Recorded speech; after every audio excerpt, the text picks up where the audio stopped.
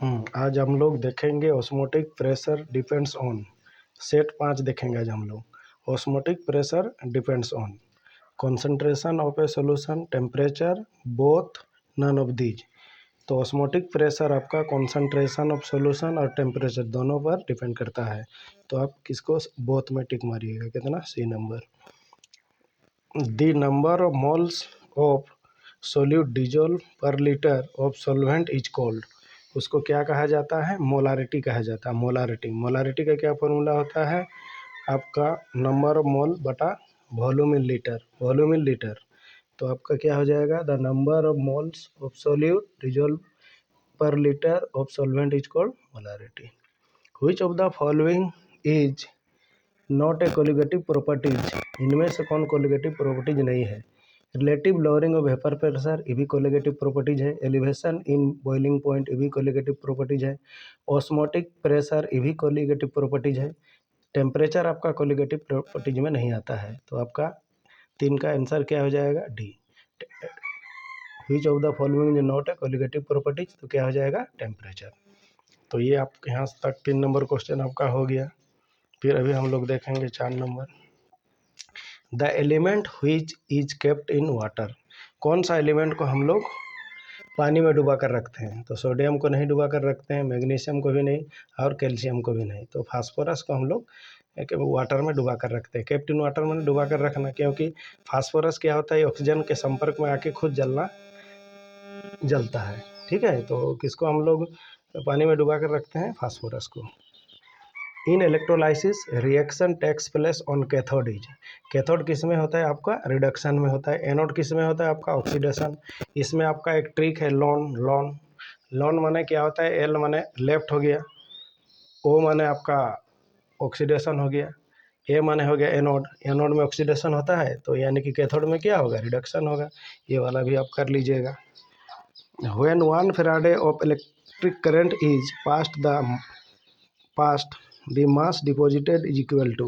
मास किसके बराबर होता है? तो 1 ग्राम इक्विवेलेंट के बराबर होता है। किसके बराबर होता है? 1 ग्राम इक्विवेलेंट के बराबर होता है। इसमें आपका फैराडे लॉ ऑफ इलेक्ट्रोलाइसिस से क्वेश्चन पूछा गया है कि when 1 Faraday of electric current is passed the mass deposited is equal to 1 gram equivalent. इसके बराबर होता है? 1 ग्राम इक्विवेलेंट के बराबर होता है। अभी हम लोग देखेंगे 7 number question. Find the E naught cell for the cell reaction.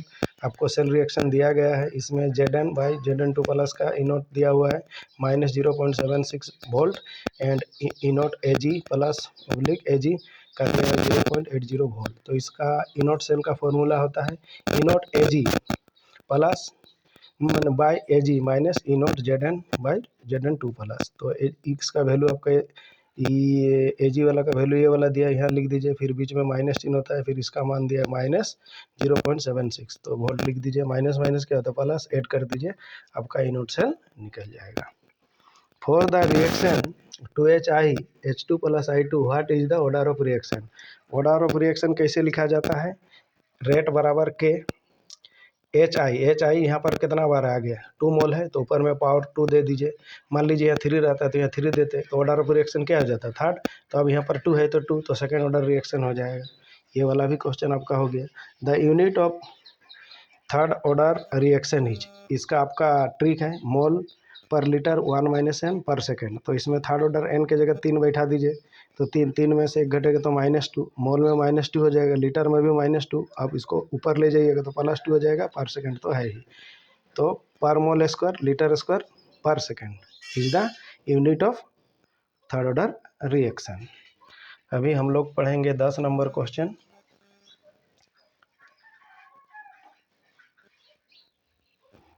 Which of the following is weak electrolysis. इनमें से वीक इलेक्ट्रोलाइसिस कौन है?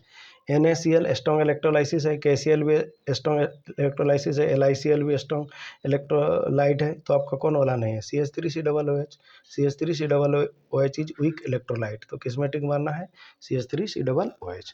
IUPAC name of K3FeCN6। तो इसमें आपको यहाँ से लिखा जाता है पोटासियम, हेक्सा, साइनो, इसमें फिरेट दे दीजिए। और इसमें देखिए साइनाइड का होता है एक ऑक्सीडेशन नंबर, तो 1 × 6 कितना हो गया? 6 में से 3 आपका माइनस हो जाएगा तो कितना बचा 3, तो 3 दे दीजिएगा। Potassium hexacyanoferrate 3। फिर लिखेंगे हम लोग the coordination number of CO in COEN whole to Br2 Cl2 is. तो इसमें आपको जानना होगा लिगेंड से कोऑर्डिनेशन नंबर लिखा जाता है। लिगेंड ये EN के लिगेंड है, Br2 लिगेंड है, तो EN आपका हो गया डाइडेंटेड लिगेंड, तो 2 इंटू 2, और Br हो गया मोनोडेंटेड लिगेंड, तो 1 इंटू 2, तो 4 + 2 कितना हो गया 6। तो इसका कोऑर्डिनेशन नंबर आ गया आपका 6। The electronic configuration of Cu is. तो Cu का आपका एटॉमिक नंबर आपको याद रखना होगा 29। तो आर्गन का 18 होता है। फिर यहाँ अगर S में 2 दीजिएगा तो D में 9, तो D में 3D सीरीज में 9 नहीं होता है, तो यहाँ 10 दे दीजिए। S में जो 2 इलेक्ट्रॉन है वहाँ 1 यहाँ दे दीजिए।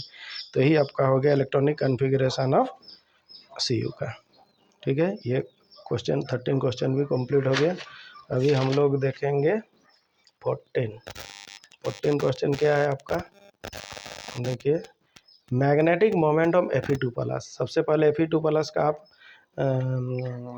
इलेक्ट्रॉनिक कन्फिग्रेशन कीजिए। AR का कितना होता है 18, फिर आपका 4s2 20, 3D में कितना लगाइएगा 6।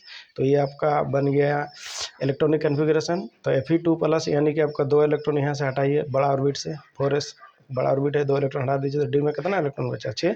बॉक्स डायग्राम बनाइए, पहले 1 2 3 4 5, यहाँ पर एक दे दीजिए 6। 3 डिस्क का बॉक्स डायग्राम बनाना है। तो आपका अनपेड इलेक्ट्रॉन कितना बचा 1 2 3 4। तो अनपेड इलेक्ट्रॉन N 4 हो गया, तो 4 इसमें रख दीजिए N के जगह।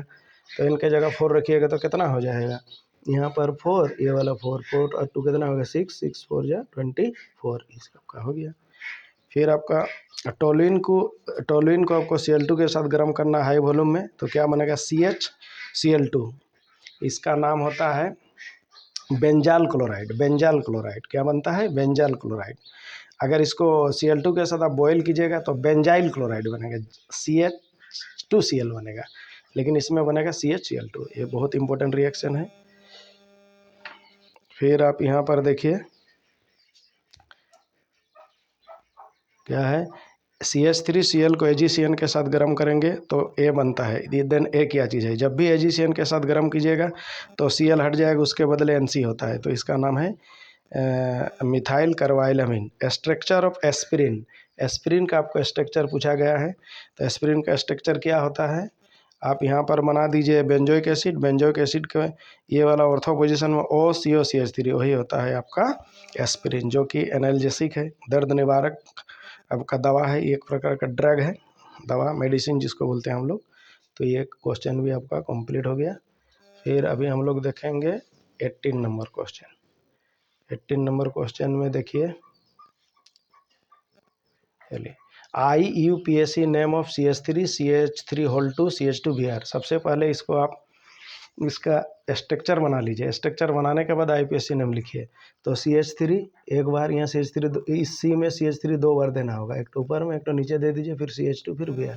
सबसे पहले लंबा चेन खोजिए, तो 1 2 3 इधर से भी 3 हो रहा है, 1 2 3 इधर से भी 3 हो रहा है, 1 2 3 इधर से भी 3 हो रहा है, तो सीधा वाला चेन ले लीजिए। इसमें देखिएगा जो प्रियोरिटी टेबल एक होता है उसमें ब्रोमीन पहले आता है, तो ब्रोमीन के तरफ से आपको नंबरिंग करना होगा 1 2 3। तो 2 में 2 ठो मिथाइल है, तो इसका नाम हो गया ब्रोमीन। 1 में ब्रोमीन है तो 1 bromo 2 di methyl propane, 1 bromo 2 di methyl propane. Propane कैसे हुआ, आपका कार्बन कितना है 1 2 3, सब में सिंगल बॉन्ड है, इसीलिए An लगाइएगा। ठीक है, ये हो गया। फिर आपको क्या, ब्रोमोबेंजीन को 2Na प्लस CH3Br के साथ गर्म करते हैं तो क्या बनता है आपका ओस, मतलब टोलुइन बनता है, फिर 2NaBr। इस रिएक्शन का नाम लिखना है।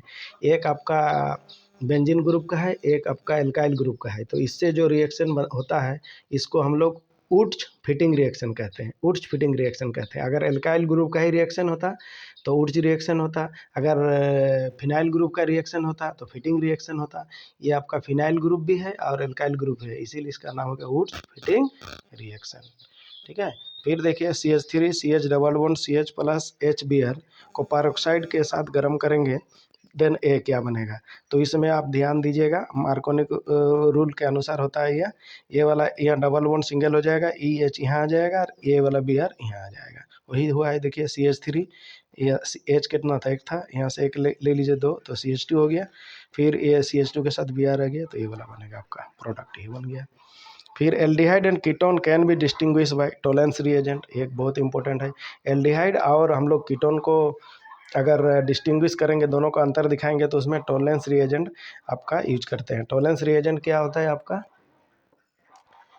टोलेंस AgNO3 प्लस NH4OH, ये वाला आप याद कर सकते हैं, बहुत इंपॉर्टेंट है। टोलेंस रिएजेंट का भी आपको परीक्षा में इसे ऑब्जेक्टिव क्वेश्चन भी पूछता है। तो AgNO3 प्लस NH4OH को मिला देंगे तो क्या बनता है, टोलेंस रिएजेंट। इससे हम लोग क्या करते हैं, एल्डिहाइड और कीटोन का डिस्टिंग्विश करते हैं, ठीक है। तो चलिए अभी हम लोग देखेंगे 21 नंबर को 22 नंबर क्वेश्चन देखते हैं। IUPAC name of CH3 CH3O CH3 C double bond O CHCl। तो इसमें भी हम लोग सबसे पहले लंबा चेन खोजेंगे, 1 2 3 4 5, 1 2 3 4 5, तो यही लंबा चेन हो गया। कार्बन का लंबा चेन खोजना है। ये देखिए ऑक्सीजन है, तो ये कार्बन का लंबा चेन नहीं हुआ, ये तो एक आपका फंक्शनल ग्रुप हो गया। तो 1 2 3 4 5 हो गया। अब इसमें नंबरिंग करेंगे, सबसे पहले क्लोरीन इधर है, कीटोन यहाँ कितना है, 1 2 3 में, इधर 1 2 3 में, बीच में क्लोरीन इसमें पहले होता है इससे OCH3 से। तो इधर से नंबरिंग कीजिए, तो कितना नंबर में क्लोरीन है, 2 में, तो 2 क्लोरो हो गया। फिर 4, ये 4 में OCH3, ओ मिथोक्सी बोलेंगे, काहे कि कार्बन एक है, अगर यहाँ कार्बन 2 रहता तो इथोक्सी होता है। 4 मिथोक्सी, कितना कार्बन है, 1 2 3 4 5, पेंटेन लिख के 3 ऑन करना है। ऑन कीटोन का ONE होता है, कीटोन में हम लोग क्या जोड़ते हैं, ONE। इसका भी हो गया आपका। C2H5NH2 को HNO2 के साथ कोल्ड करते हैं, कोल करेंगे हीट करके, तो आपका देन ए क्या बनेगा, C2H5OH बनेगा। यहाँ अगर एक कार्बन दीजिएगा तो यहाँ आपका एक कार्बन वाला OH बनेगा, यहाँ आप 2 कार्बन दीजिएगा तो 2 कार्बन वाला OH बनेगा। यही एक बहुत इंपॉर्टेंट रिएक्शन। C2H5NH2 को HNO2 के साथ गर्म करते हैं तो क्या बनता है, C2H5OH। Which of the following is strongest base, इनमें से कौन स्ट्रॉन्गेस्ट बेस है, बेंजाइलअमीन, एनिलीन, एसिटामाइड और पारा नाइट्रो एनिलीन। तो इसमें आपका बेंजाइलअमीन सबसे स्ट्रॉन्गेस्ट बेस है। इसका आप ऑर्डर भी देख सकते हैं, सी सबसे कम होता है, उससे डी, उसके बाद बी, उसके बाद ए, यानी कि ए सबसे ज़्यादा होता है। सी कौन वाला है आपका, एसिडामाइड सबसे कम होता है। डी कौन वाला है, पारा नाइट्रो एनिलीन। फिर बी कौन वाला, एनिलीन सबसे ज़्यादा किसका होता है, बेंजाइलअमीन का होता है, स्ट्रॉन्गेस्ट बेस है इसमें। General formula of secondary amine is, secondary amine मतलब एल्काइल ग्रुप 2 ठो रहेगा, यहाँ आर केट हो एक, तो ये प्राइमरी हो गया, यहाँ आर केट हो 2 ठो तो सेकेंडरी हो गया। यहाँ आर केट हो आपका 3, तो ये हो गया आपका टर्सरी अमीन होगा, नॉन ऑफ दिस। तो किस में टिक मारना है आपका, R2NH। तो ये आपका इसका आंसर हो गया। फिर हम लोग देखेंगे ricket is due to, rickets is due to एक बीमारी का नाम है, किसके कारण होता है, विटामिन डी की कमी से होता है। Vitamin A is called, vitamin A का साइंटिफिक नेम पूछ सकता है या उसका नाम भी पूछ सकता है, तो रेटिनॉल उसका नाम होता है। इंजाइम्स क्या होता है, एक प्रोटीन होता है। इसमें आपका ऑब्जेक्टिव ऑप्शन 4 ठो दिया रहेगा, जिसमें प्रोटीन दिया रहेगा उसको आप टिक मारिए। When maltose is hydrolysis, maltose को अगर हम हाइड्रोलाइसिस करते हैं तो क्या बनता है, ग्लूकोज प्लस ग्लूकोज बनता है, ग्लूकोज प्लस ग्लूकोज बनता है। Which of the following is polysaccharide carbohydrate, तो आपका स्टार्च है, सेलुलोज है, ग्लाइकोजन है, ऑल ऑफ देम है, तीनों ही आपका पॉलीसेचराइड कार्बोहाइड्रेट होता है, तो ऑल ऑफ देम में टिक मारिए। इसमें फिर लुकास रिएजेंट, लुकास रिएजेंट क्या होता है, ZnCl2 प्लस कॉन्क HCl को हम लोग लुकास रिएजेंट बोलते हैं, ठीक है। तो इस तरह से आपका 31 क्वेश्चन कंप्लीट हो गया, जो जेक बोर्ड के लिए बहुत ही इंपॉर्टेंट है। फिर हम लोग देखेंगे 32, व्हिच इज नॉट एग्जिस्ट, इनमें से कौन सा फॉर्मूला नहीं होता है। BRF3 होता है, IF7 भी होता है, IF5 भी होता है, FCl3 नहीं होता है आपका। इसमें इंटर हैलोजन कंपाउंड पूछा गया। इंटर हैलोजन कंपाउंड क्या होता है आपको, जैसे फ्लोरीन, क्लोरीन, ब्रोमीन, आयोडीन। अब आयोडीन तरफ से लिख सकते हैं, आई से इधर लिख सकते हैं, ब्रोमीन से इधर लिख सकते हैं, क्लोरीन से एफ तरफ लिख सकते हैं, लेकिन एफ से क्लोरीन भी नहीं लिख सकते हैं, एफ से ब्रोमीन भी नहीं लिख सकते, एफ से आयोडीन भी नहीं लिख सकते हैं। तो एफ से क्लोरीन ही माने गलत है, तो ये वाला इंटर हैलोजन कंपाउंड नहीं है, ये तीनों इंटर हैलोजन कंपाउंड है। The molecularity of a reaction can not be, molecularity of the reaction क्या होता है? जीरो होता है, हमेशा याद रखिएगा। मोलिकुलरिटी ऑफ द रिएक्शन क्या होता है? जीरो होता है। तो इसमें जीरो जो कौन वाला ऑप्शन में है, तो में टिक मारिए। Which gas is most soluble in water, इनमें से कौन सा गैस मोस्ट सोल्यूबल है? तो आपका देखिए इसमें से आपका दिया गया हीलियम, नियन, आर्गन और जेनन। तो जेनन सबसे ज़्यादा सोल्यूबल है। इसमें आपका रिएक्शन में जेनन को H2O के साथ रिएक्शन करते हैं तो आपका XeO F2 भी बनता है, इसीलिए उसमें वाटर के साथ फ्लोरीन मिला के XeO F2 बनाते हैं, XeO3 भी बनाते हैं, ठीक है। तो इसमें जेनन आपका सबसे ज़्यादा क्या होता है? सोल्यूबल इन वाटर होता है। हेमाटाइट इज द और ऑफ क्या है? आयरन का होता है। हेमाटाइट किसका और होता है? आयरन का होता है। हेमाटाइट होता है, मैग्नेटाइट होता है, सिडेराइट होता है, ठीक है। तो इस प्रकार से हम लोग 35 क्वेश्चन कंप्लीट कर लिए। ये आपका जेक बोर्ड के लिए बहुत ही इंपॉर्टेंट है, इसको आप अच्छा से ध्यान से देखिए। चैनल में अगर नए हैं तो कृपया सब्सक्राइब कर दीजिए। वीडियो को स्किप मत कीजिए, इससे कुछ आपको सीखने को नहीं मिलेगा। धन्यवाद।